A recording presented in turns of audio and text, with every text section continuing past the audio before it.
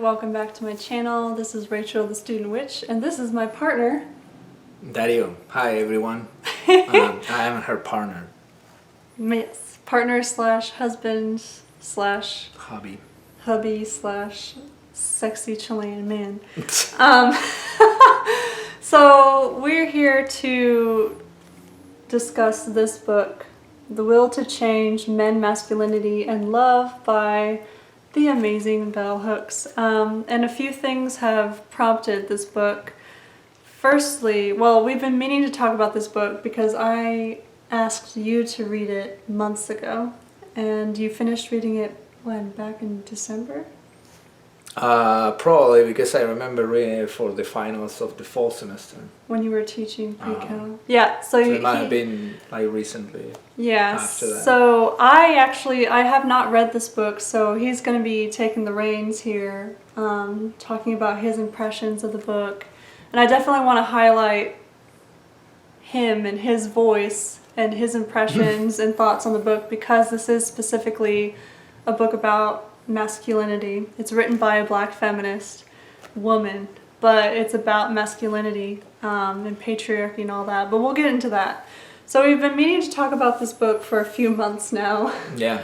His memory is a little rusty, my memory is a little rusty, but we'll get through this. But I also, ever since Eric Silvermoon, if you're not familiar with his channel, I'm going to be linking one of his videos down below. He took a hiatus from YouTube for a bit, but he's back and he's making videos, and he's making an amazing contribution, I think, to the witchy pagan YouTube online community, because he's making a series specifically talking about what it's like to be a gay male witch, kind of highlighting his perspective and his thoughts on that, which I think is really great because it's lacking in the community. And so the specific video I'm linking below is a video he came out with a few weeks ago talking about some of the trauma he has experienced as a gay man, trauma and threats and fears of violence at the hands of homophobic, cis, straight men, but also some of his issues with other gay men in the community, and just talking about toxic masculinity, but from a gay man's perspective. And so I highly, highly recommend checking out that video. Very important, a very important discussion that he's having, and a very important contribution. So that's linked below. But also today, I knew today was the day to sit down and finally do this video, because... Oh yeah? Why? We were driving back home from Target, and so there's this long road that goes down the center of town where we live, and like practically the whole way we were stuck behind this big pickup truck, and I'm going to insert a picture here. It's 2019. That is in the air. That is the dominant political party and thought in the country at the moment, or at least I know he didn't win the popular vote, but he's in the White House, and that kind of toxic masculinity is just, it's everywhere. I mean, a few months ago, Donald Trump Jr. came to the university here to give a talk when it was during the elections last November, the midterm elections, and some Trump supporters decided to try to like intimidate a group of us, a very small group of us we were in the designated free speech zone, like, you know, designated by the police for free speech, and there were a group of us protesting it or just making our viewpoints known, and a group of Trump supporters came up, and one of them decided to call me a sexist, which is so funny for a man to call me a sexist. So that's the climate right now, and so I think it's really important for this guy right here, as a cis-hetero man, to talk about his impressions on this book to talk about toxic masculinity, because masculinity in and of itself is not a bad thing. It's the toxic kind, right? And patriarchy The and all that. patriarchal masculinity. Patriarchal, violent, homophobic masculinity, yeah. So, anyway, I'm going to hand the mic over to you to talk about, like, maybe in general, what are your general impressions after reading this book?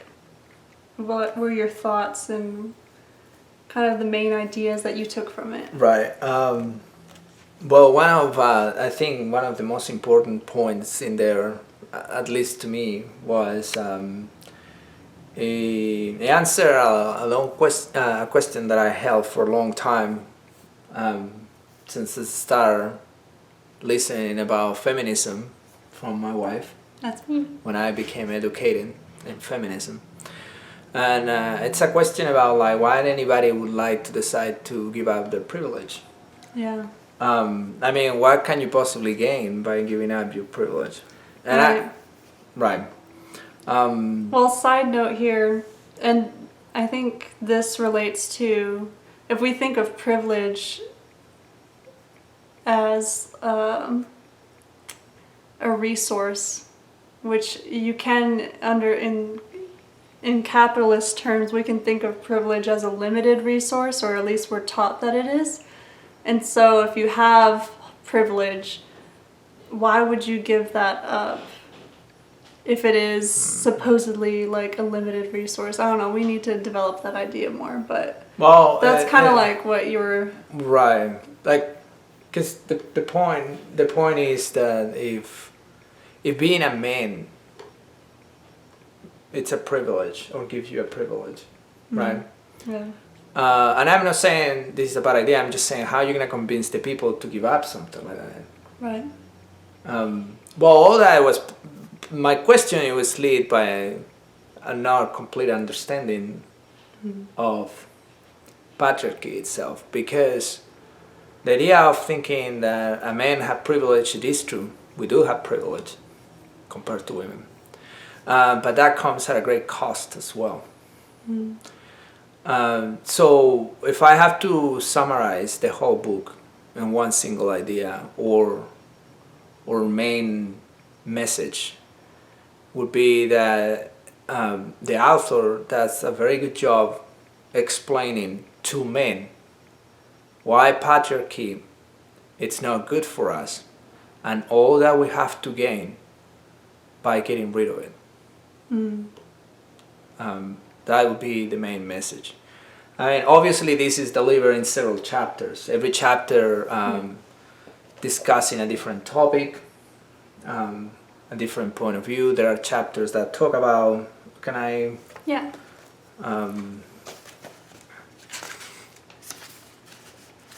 Chapter that talk about, there are chapters that would explain patriarchy to those like me that don't know much about it, because we really need to understand. But now you do. Now I do. And it's important. It is important because it's like an invisible system that is always there, but we don't pay attention to it, like the force of gravity. Right. It's so ubiquitous. Is that the word?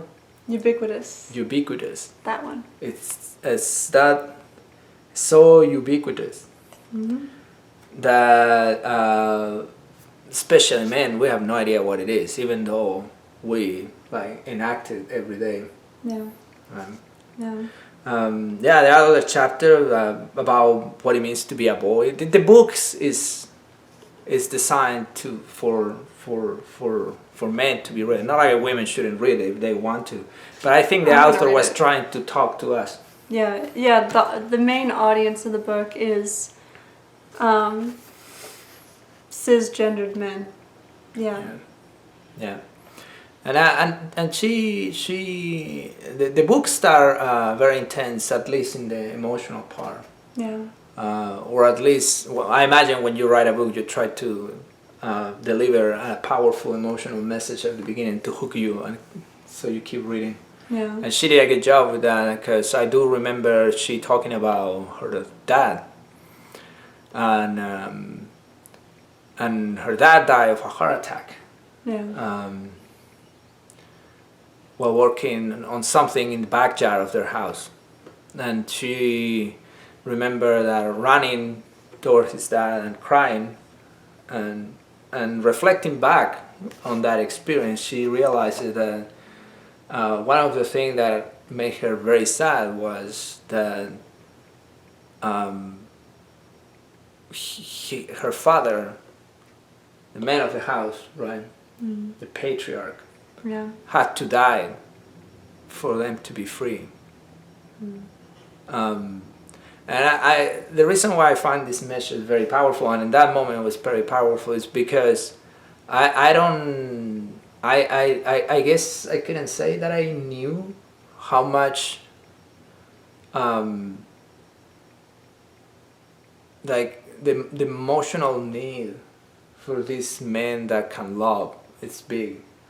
And not just from women, and that's also from other men and from boys, right, that we have not been able to fulfill, because patriarchy has taught us to be we have to be the patriarch of our family. We need to be the ones in control.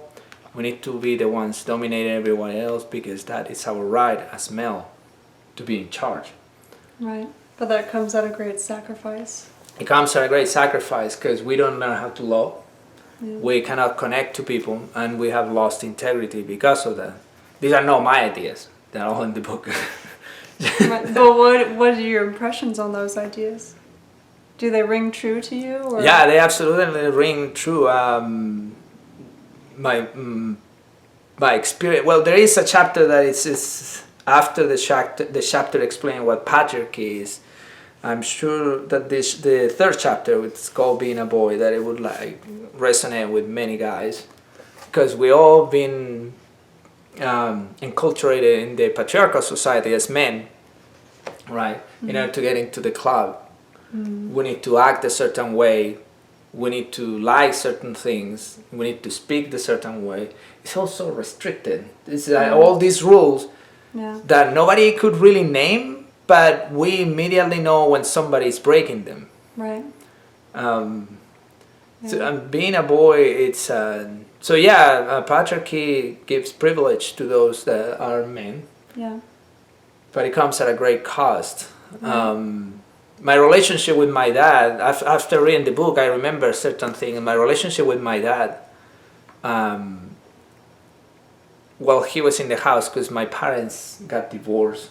My father disappeared for 2 years, and after that we kind of like reconnected, but our relationship was completely different. I think part of what changed was that my dad, in a way, he didn't feel that he could be the dominator anymore.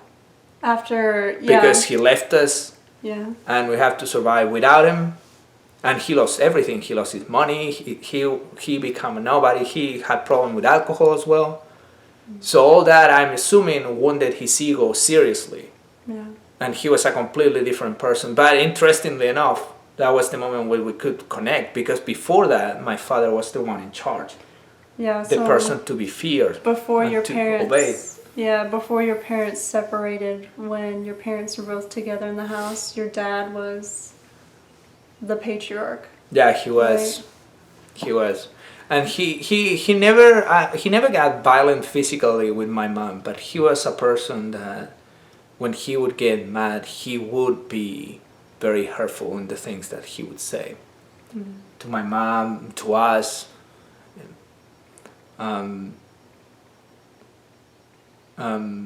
Yeah. Do you want to tell them the example of putting your that's your hair behind your ear say it in Spanish, and then I'll translate. Just a warning here: in English, the F-bomb. The F-bomb. And in Spanish, it's the M-bomb, and I'll explain that here in a second. Will be said. Oh, you want me to? But so like But as you can see, my hair is very short because I like to keep it short. And especially, I like to have my ears free of hair. Because I really find it annoying when my hair is touching my ears. So when I was a younger boy, I would do this a lot. When it was time for a haircut. When my hair was long enough to cover my ears, I would do this to keep it off my ears because I really didn't like it. I would do this a lot. And my father one time told me, oh, that's right, you want me to say in Spanish. Sorry, now I need to switch the... Switch the gears into Spanish. Yeah. No me digas que soy maricón, po, weón. So even if you speak Spanish, that was super Chilean, and you might not have gotten most of that, but you got the M word.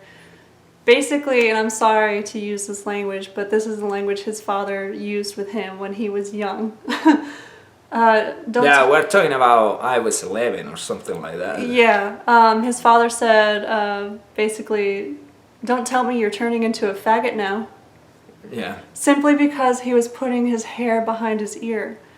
So, like, I asked him to share that specific example for multiple reasons, one of them being, like, these unspoken rules that you mentioned earlier about patriarchy and, like, how systemic oppression, like patriarchy and things like that, they encourage people to police themselves and also police others to make sure they stay in line.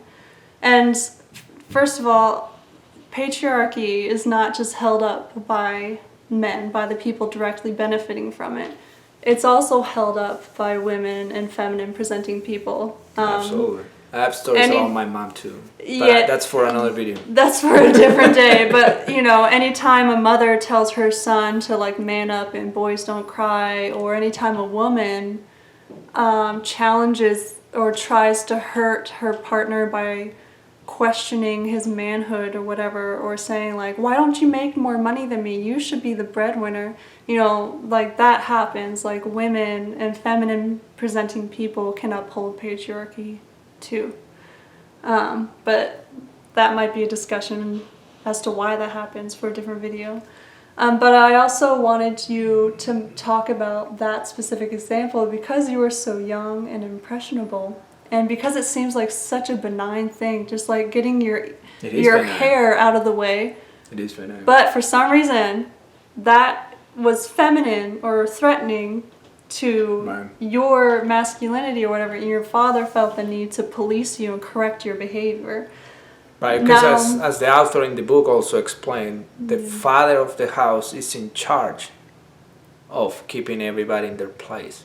Right, the patriarch. You need, if you get out of your place, he's the one that is supposed to let you know. Right. That you're not supposed to be there or doing that. Right. And now I never met his father because he passed away before we met. But I do know a little bit of the backstory because there's some history there, an anxiety about homosexuality that I think is there. Oh yeah, my father was clear. Now that I look back, he was terrified about homosexuality, and I have some ideas that he might have had some closeted like gay tendencies, but I don't even think he understood them. Right. But the other thing is that his youngest brother, one of my uncles that now lives in Argentina, he is gay. Yeah. And I don't know what age this was, but my uncle told my dad that he was gay at some point. He came out of the closet to my dad, and my dad had the brilliant idea to tell my grandfather, and my grandfather kicked my uncle out of the house. Tell him then, and I'm quoting this from a person who was right there, who was interestingly enough, was my father's second wife. Yeah. My grandfather told my uncle that he would kill him if he doesn't leave the house in that moment. And he wouldn't leave the house in that moment. So there's already some trauma and anxieties about homosexuality in the household. As you can see, your father betrayed his own brother. Well, I mean, I have to say that also my grandfather was worse than my dad. Is worse because he's still alive. Yeah. He is a sick man. And he was apparently, I only met him as a grandfather, but apparently as the man of the house, he was terrifying. So I guess also my dad was afraid of keeping something that at those days, back in those days, my father was born in 1958. Yeah. So back in those days when he was young, that shit was a crime. Yeah. To be gay, man. And also the political context at this time, Chile was under a military dictatorship. Right. So like your uncle kind of came out No, this was before that, because... How old was your uncle? Oh man, no, you're probably right. It had to be in the 1970s, No, right? it's right, because I actually was born 10 years after the coup. Yeah. So, yeah, this is under a military dictatorship. Your uncle kind of comes out to his brother as gay. Your grandfather finds out, kicks him out of the house, threatens his life. And now your uncle lives in Buenos Aires in Argentina. Yeah. But things in Argentina were a little more progressive than Chile all the time. Like, he was able to get married. There's still no gay marriage in Chile at all. There's domestic partnership or something now, right? Yeah, I mean, even when your parents separated, there wasn't a divorce. Divorce wasn't legalized in Chile until like 2006 or 2007. Yeah, something embarrassing like People that. got separated and marriages were annulled and stuff, but like you couldn't get legally divorced in Chile until the early 2000s, right? So, hey, better late than never, right? Jesus. So like, I wanted you to share some of those. Yeah, no, and there are more experiences. My father, he also was a very, I would call his personality a very nervous and scared person. But when you're a man, you're not supposed to be afraid. Yeah. So when he would get afraid, like it happened with many parents, with many fathers, the way to like get that fear out is just through acts of violence, physical violence or verbal violence. In his case was verbal violence. Yeah. When they get afraid. Yeah. Deep shit. Heavy shit. It sounds pretty bad now that you say it out loud. But it's another thing that talking about in this book now that we're talking about male violence. It's how in a patriarchal society not only creates violent men, it also harnesses that violence. Yeah. You know, war.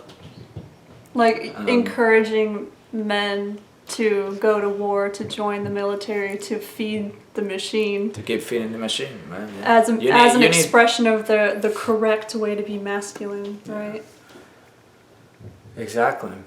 Yeah. Exactly. It's I mean it's a complex situation. It's not like there is somebody pulling like the string and say, okay, we're gonna have this plan. We're gonna make all men violent so we can use them for war. It's more complicated than that. Right. However, right. it is, you can harness that male violence because you need bodies to be wasted in war.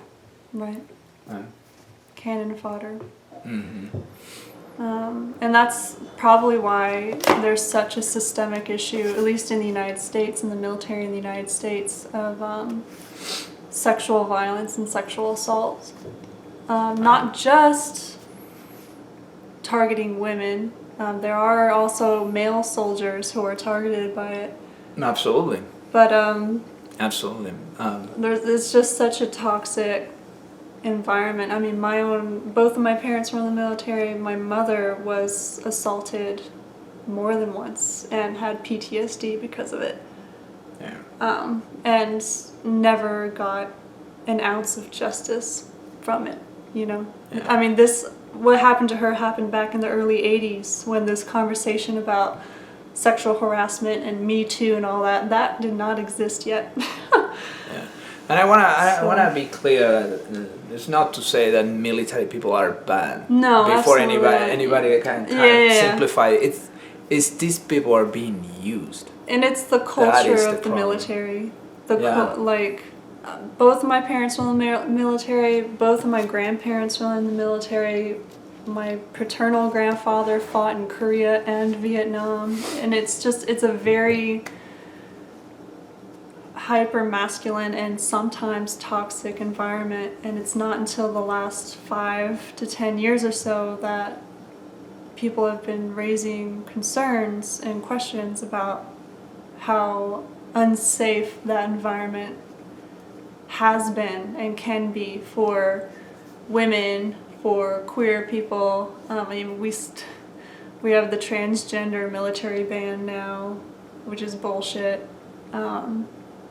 It's almost like the military is a place where like patriarchy is projected onto, Right. you know, because of what it symbolizes, and the machismo of like fighting for your country and being a man and killing people and all these toxic kind of ideas. Yeah. Yeah. What other questions should Oh, well, in general, because I mentioned that the author in the book, it's talking to men, right? So she's explaining why patriarchy is not good for us, and some of those things are all this experience that you might have as a boy, experience that you have with your father, with your brothers, with your male friends. Man, we all police each other. We all police each other. I was called gay just because I didn't know much about soccer when I was in high school. Because soccer, it's the male thing, the male sport in Chile. So if you are a real man, you must know about soccer. Everything is arbitrary. Everybody polices you. Right. So you are not allowed to be yourself. Right. And that's one of the great laws that we all men have, right? Because you cannot be what you really want to be, your personality really, because you need to like be shaped into this very rigid idea of what it is to be a man. Right. Right. Let's go back. Can we go back to that memory of that kid in school? Sure. So you were in high school, right? I was in high school. And at that point, you didn't know much about the history of soccer. Or anything about soccer. I like just playing soccer, but I wasn't into the name of the players, the names of the team, the championship. I really didn't care about any of that. And so this kid in school asked you about it, and you said, "I don't know much." And then what did he say? Can you do it? Can you say in Spanish? Did he say the M word again? Yeah, absolutely. Okay. ¿No es un poquito maricón? Okay, so like he called you the M word in Spanish, which would be the F word basically in English, because you didn't know about soccer. Right. And there's like so many different layers to that. Like, first of all, anything associated with male homosexuality is bad and needs to be avoided, so that's why being called that is bad. Right. Or having your sexual orientation or your straightness challenged is bad. But then on top of that, like associating masculinity with like the culture around soccer and how like that's the man's world, it just reminds me so much about how American football and in certain states basketball is. It's like the man, you know, you have the man cave and you have your friends over to tailgate and get drunk and drink beers and watch the game, and it's like, just watch NFL TV commercials. Right. It's just ridiculous. It is ridiculous from the outside. Right. When you can see it, it is ridiculous. I mean, I'm a man. I mean, it's not to say I'm heterosexual. Or no, I forgot the term. Is it heterosexual or? You're cisgendered and heterosexual. Heterosexual or you are gay, depending on how much you know about soccer. Don't forget that. And he calls you that as an insult. Absolutely. Right? And what was your reaction though? Well, my reaction was of fear. Yeah. I feel afraid. And I'm not cheating you about this. That night, I started studying soccer. Yeah. I became so good at knowing about that that then my classmates used to ask me about the history of soccer, when were the next tournament, who were the previous winners, who were the leading scorer. I knew everything because I was afraid of not being a man. Yeah. You know? This is that policing thing. Absolutely, Right. absolutely. And even like you were saying before, like women also uphold this. Yeah. And touching also a little bit about the army and everything that goes, the environment there. I was told by a woman before, in my country, a little bit of background, we have Compulsory. compulsory military service. So if you don't go to college, you have to go in the military for 2 years. Exactly. Like every male, just male citizens, right? Just male citizens. Yeah. For some reason. I don't know if it's pertinent to this video. But,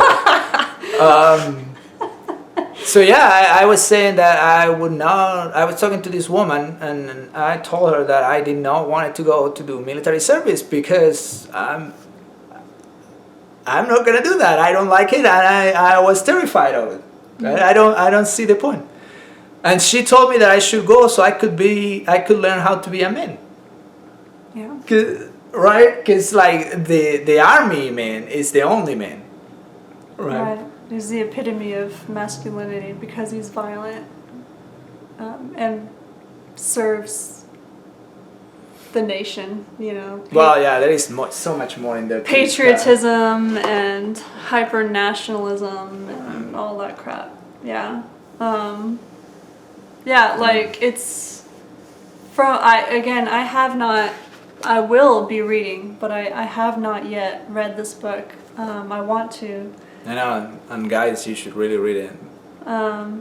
It will resonate with you. I promise you that. I remember while you were reading this toward the end of 2018, the last few months of 2018, you would come home and tell me about passages in the book and like how it made you reflect on specific memories involving your dad or that kid in school or things your friends would say or things your mom would say.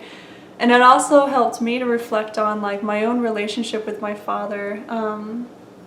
My dad has, I guess, a different situation, a different personality than your dad probably, but still like this need to be right all the time and to, you know, father knows best, and this inability for him to express his emotions, and just I would say a complete and utter lack of emotional development. And that lack of emotional development is because his father, my grandfather, beat the shit out of him when he was a kid.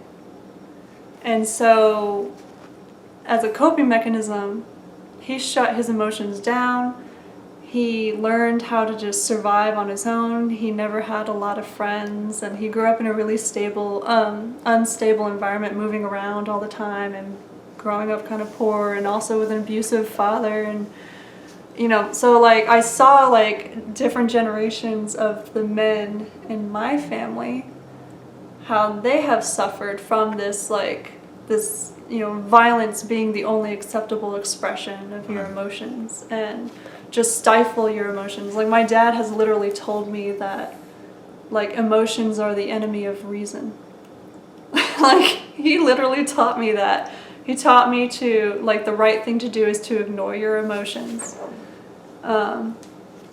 Because reason and rational, clear thinking is the only good thing, right? And so, like, I even just indirectly have done a lot of reflecting on my own family thanks to this book. And I guess maybe to kind of wrap up this video and going back to this idea of like, why would anybody give up their privilege? I've been thinking a lot about this just in the last few minutes that we've been talking. And this is the question of how do you convince people to give up their privilege, whether it's white privilege, whether it's the male privilege, straight privilege, cis privilege, privilege because they are citizens and their belonging to a piece of land will never be questioned. Like, I think that I just realized how that question has some assumptions built into it. Like, why would anybody give up their privilege? Well, the assumption is that people are kind of inherently greedy. You know, and you and I have been talking a lot about like the legacy of like Christian thinking still being in dogma, still for some reason being in our brains. Because, and I think from what you've told me about this book, she does a good job of showing how actually you have so much to gain by not giving up your privilege, but by working towards dismantling the system of oppression that upholds you while pushes other people down. Right. And also, you know? I would say, and because also the question of like, why would anybody give up their privilege? Another thing that the author explains very well here throughout the text is that this idea of privilege it's really expensive for all of us. Like, man, it's true that it's up, like, put some people down and give us some privilege, but we have gotten to give up a lot from patriarchy, right? All those promises from patriarchy are just an illusion. You are not gonna be happy, you're not gonna feel better. They're all an illusion, and all the privilege that you might gain, it's never gonna make you feel whole, because you are giving a part of you, because you need to fit into the framework of patriarchy, and nobody fits in there. Nobody does, and we all have to give up some part of us in order to kind of fit, to force yourself into. And that, like, I would say similar things could be said for white privilege. Like, to uphold white privilege or to not question it or to refuse to acknowledge it, you're giving up, I would say you're giving up your humanity, you know? Anytime you ignore the suffering of others or try to force yourself to fit into this box, like a round peg into a square hole, you know? You're giving up, like you said, you can't be whole. No, you can't be whole. And the author, not only the author, you have said it also before. So this is an idea that I read there and I heard from you. One thing that women cannot be in patriarchy, it's being vulnerable. But the only way to really connect with anybody is to be vulnerable. And human beings need to connect with other human beings. Don't think that you can live alone, because that's a lie. Right. Nobody can. Right. That's why we're never gonna be whole. And I think what is the last? Well, the second to last is the second to last chapter is called Reclaiming Male Integrity. And by integrity, it's not only means like integrity in the sense of the ethical, doing the ethical right thing. Also integrity in the sense that women need to become whole again. We need to learn how to love and how to learn to be vulnerable so we can connect with other people. So, because nothing is sadder than how she started at the beginning, I think, in the book, saying like, imagine that some people think that they're gonna feel free after you die. How sad is that? Yeah. So people that you love might be afraid of you because you are a man. That's just sad. Yeah. That's not the type of legacy you want to leave. No. Yeah. And I know there's some male patriarchs in my family that everybody felt relieved when they were gone. For real. Like both of my grandfathers. Oh my God. The world is better that they're gone, believe me. And that's pretty sad. And that's pretty sad. Yeah. And they were victims of patriarchy. Yeah, they had male privilege, you know, they earned more money than women did. Absolutely. They were allowed to vote before women could, like, sure. Because there's systemic privileges, but also at what cost? At what cost? At a very, very, very large cost. Yeah. Yeah. So would you recommend this book and to who? I would totally recommend this book. This sounds like a movie review. I would totally recommend this book, especially to men. Believe me, it will resonate with you. and it will help you understand things that are like trapped in your head that you really didn't understand before, and you're like, wait a minute, I remember that shit when I was a boy, and I didn't like it, or I felt scared, or I felt vulnerable, or I felt mistreated. Now I get it. Now I know where this shit came from. Yeah. Well, thank you for reading it, and thank you for being part of this discussion. No it was problem, important to have your voice here as a man. I'm glad that you invited me. Yeah.